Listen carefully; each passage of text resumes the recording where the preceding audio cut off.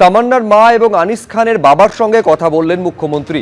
তৃণমূল আমলে মেলেনি বিচার। মুখ্যমন্ত্রী দ্বারস্থ কাকদ্বীপের দীপঙ্কর দাস। সবাই বিচার পাবে বলে তামান্নার মা আনিস খানের বাবাকে আশ্বাস দিয়েছেন মুখ্যমন্ত্রী। সুবিচারের আশ্বাস দিয়ে এডিজি সিআইডির সঙ্গে কথা বললেন মুখ্যমন্ত্রী। আর মুখ্যমন্ত্রীর আশ্বাসের পরই ভবানী ভবনে গেলেন স্বজন হারানো 3 পরিবার।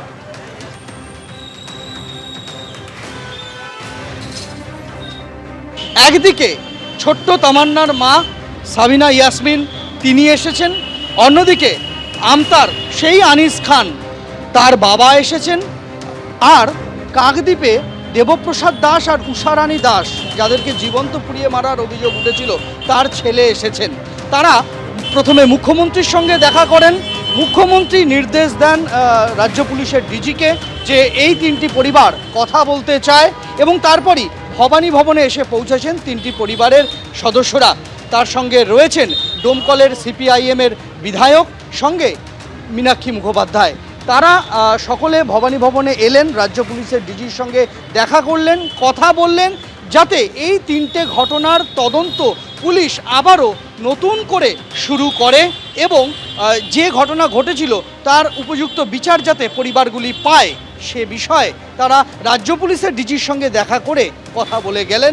মুখ্যমন্ত্রীর সঙ্গে দেখা করার পর কৌশিক কর্মকারের সঙ্গে সন্দীপ সরকার, এবিপি আনন্দ, কলকাতা। ডিজিপির সঙ্গে দেখা করতে সিএম অ্যাপয়েন্টমেন্ট করে দিয়েছিলেন, ওনার সঙ্গে আমরা দেখা করলাম। তো ওনাদেরকে আমাদের কথা বললাম, শুনলেন।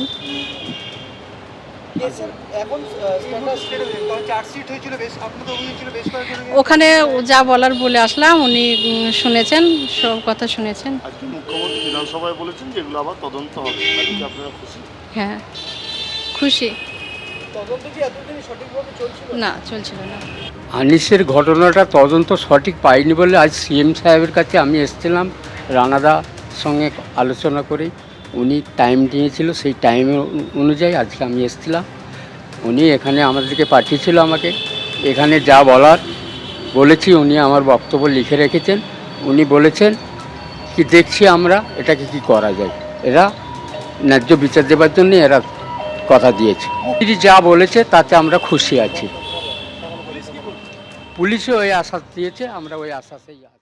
আনিস খানের বাবা, তামান্নার মা এবং হচ্ছে যে আমাদের দীপঙ্কর দাস, যেটা ওনার বাবা মাকে যেটা পুড়িয়ে মারা হয়েছিল একদম পঞ্চায়েত নির্বাচনের 18 সালে, তাদেরকে নিয়ে এবং তার সাথে সাথে আমাদের এই 15 বছরে গোটা রাজ্যে আমাদের মিথ্যা মামলা সহ যা আছে সব বিষয় নিয়ে আমরা মুখ্যমন্ত্রীর কাছে অ্যাপয়েন্টমেন্ট নিয়েছিলাম। উনি আজকে অ্যাপয়েন্টমেন্ট দিয়েছিলেন, ওনার সঙ্গে দেখা হলো, কথা হয়েছে ওনাদের সবার। আমিও ছিলাম, আমাদের পার্টির কেন্দ্রীয় কমিটির সদস্য মীনাক্ষী মুখার্জি ছিলেন। কথা হওয়ার পর উনি তারপরে আমাদেরকে ওখান থেকে কিছু বিষয় বললেন এবং তারপরে উনি ডিজিপির কাছে পাঠালেন। এখন আমরা ডিজিপির কাছে যাব ওনাদেরকে নিয়ে। এবিপি আনন্দ, এগিয়ে থাকে, এগিয়ে রাখে।